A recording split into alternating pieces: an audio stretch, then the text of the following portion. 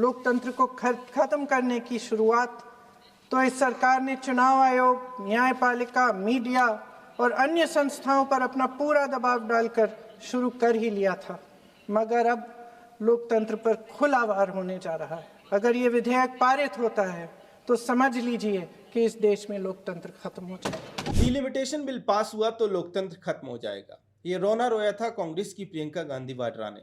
लेकिन अब जो तस्वीरें और बयान सामने आ रहे हैं उन्हें देखकर लगता है कि खुद इंडी गठबंधन के साथ ही कांग्रेस के इस फेक नैरेटिव का अंतिम संस्कार करने जा रहे हैं। जी हाँ, शरद पवार की पार्टी एनसीपी की बड़ी नेता सुप्रिया सुले के ताजा बयान से तो यही संकेत मिलते हैं कि देश के कई बड़े क्षेत्रीय दल मोदी सरकार के इस ऐतिहासिक डिलिमिटेशन बिल के साथ खड़े हो सकते हैं। तो क्या प्रियंका गांधी वाड्रा के लॉजिक से ये सारे क्षेत्रीय दल मिलकर लोकतंत्र खत्म करने जा रहे हैं? सच तो ये है कि लोकतंत्र खत्म होने की रट कांग्रेस पार्टी बार बार शायद इसीलिए लगाती है क्योंकि इतिहास में लोकतंत्र का गला घोटने का काला कारनामा सिर्फ उसी के ट्रैक रिकॉर्ड में दर्ज है। खैर, आइए आज बारीकी से समझने का प्रयास करते हैं कि मानसून सत्र से ठीक पहले दिल्ली के सियासी गलियारों में हवा का रुख कैसे बदल चुका है।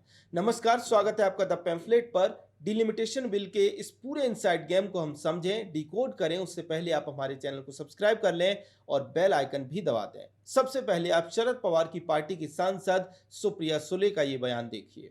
We will consider, provided, consider, इंग्रजी में रिपीट करके consider supporting if the 50% cap is to be discussed। देखा आपने, सुप्रिया सुले ने साफ साफ और सीधे शब्दों में विंडो खोल दी है। उन्होंने कहा कि अगर बिल में सभी राज्यों की लोकसभा सीटें 50% बढ़ाने का फॉर्मूला आता है तो वे इस लोकसभा में इस बिल को सपोर्ट करने पर गंभीरता से विचार कर सकती हैं। अब जरा संसद के भीतर के असली गणित को ध्यान से समझिए। लोकसभा की कुल संख्या है 543, लेकिन इस वक्त 3 सीटें खाली हैं, यानी कुल संख्या बचती है 540। ऐसे में संविधान संशोधन के लिए जरूरी 2/3 बहुमत का जादुई आंकड़ा होता है 360। अब एनडीए के कुनबे को देखिए। बीजेपी के अपने 240 सांसद हैं, सहयोगी दलों में टीडीपी के 16, जेडीयू के 12, एकनाथ शिंदे की शिवसेना के 7, एलजेपी के 5, जेडीएस के 2 और जेएसपी के 2 सांसद हैं।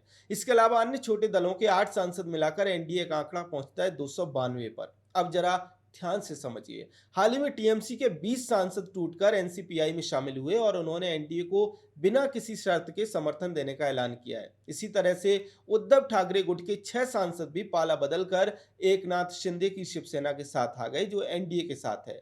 इन नए समीकरणों के साथ एनडीए का मजबूत आंकड़ा सीधे 318 पर पहुंच जाता है। अब इसमें शरद पवार की एनसीपी के भी संकेत जुड़ गए हैं, जिनके पास लोकसभा में 8 सांसद हैं। इन्हें मिला दें तो संख्या पहुंचती है 326 पर, यानी अब 2/3 बहुमत के लिए केवल 34 सांसदों की कमी रह जाती है। अब यहां से राजनीति की कहानी का सबसे दिलचस्प हिस्सा शुरू होता है। गौर से सुनिएगा।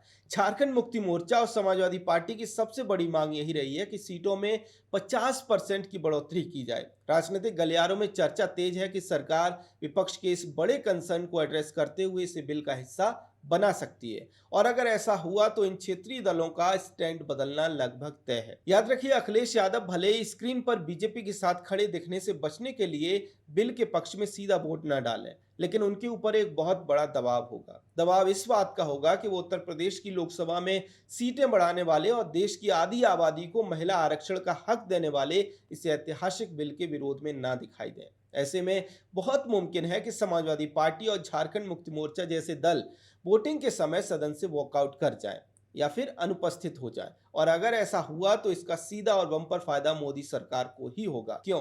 क्योंकि संविधान का नियम कहता है कि 2/3 बहुमत का फैसला सदन में मौजूद और वोटिंग करने वाली सांसदों की संख्या से तय होता है। अगर सपा जेएमएम सदन से बाहर जाते हैं तो 360 का वो जादुई आंकड़ा झटके में नीचे गिर जाएगा और सरकार का रास्ता बिल्कुल साफ हो जाएगा। दूसरी तरफ तमिलनाडु से आ रहे संकेत भी चौंकाने वाले हैं। डीएमके के बड़े नेताओं के बयान बता रहे हैं कि अगर सरकार बिल में 50% सीटें बढ़ाने का क्लॉज रखती है तो वे बिल पर सकारात्मक विचार कर सकते हैं।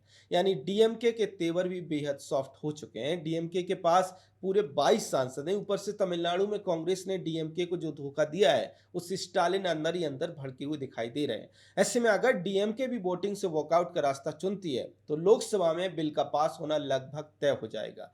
जैसे जैसे मानसून सत्र की तारीख नजदीक आ रही है, क्षेत्रीय दलों का ये सॉफ्ट स्टैंड कांग्रेस के लिए किसी बुरे सपने जैसा साबित होता दिखाई दे रहा है। यही वजह है कि कांग्रेस के सीनियर नेता पी चिदंबरम को घबराहट में ट्वीट करके ये भीख तक मांगनी पड़ रही है कि क्षेत्रीय दल अपनी एकता बनाए रखें। मजे की बात देखिए, चिदम्बरम साहब वहां ट्वीट कर रहे हैं और यहाँ जमीनी हकीकत यह है कि क्षेत्रीय दल देश हित के इस बड़े फैसले में एक एक करके सरकार के सुर में सुर मिलाते हुए दिखाई दे रहे हैं। इसी डर से आज कांग्रेस पार्टी का हलक सूखा हुआ दिखाई देता है। आज जो कांग्रेस संसदीय दल की बैठक हुई उसकी तस्वीरें गवाह हैं कि कांग्रेस के भीतर कितनी गहरी मायूसी और राजनीतिक कंगाली छा चुकी है। मीटिंग के बाद जयराम रमेश ने भी कहा कि वे कोशिश करेंगे कि विपक्षी दलों में एकता बनी रहे। ये बयान ही साफ दिखाता है कि एकता खत्म हो चुकी है। आखिर में इस सवाल ये उठता है कि कांग्रेस पार्टी इन क्षेत्रीय दलों को अपने रिमोट कंट्रोल से क्यों चलाना चाहती है। अगर शरद पवार की पार्टी, हेमंत सोरेन की पार्टी या फिर स्टालिन की पार्टी देश की महिलाओं को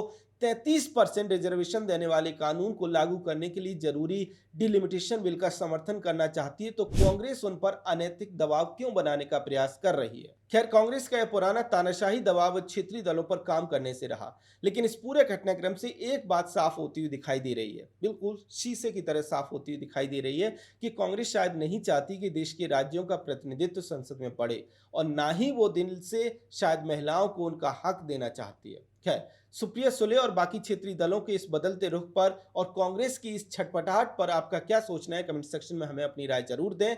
अगर आपको हमारा कंटेंट पसंद आता है तो हमारे चैनल को सब्सक्राइब भी कर लें। जय हिंद।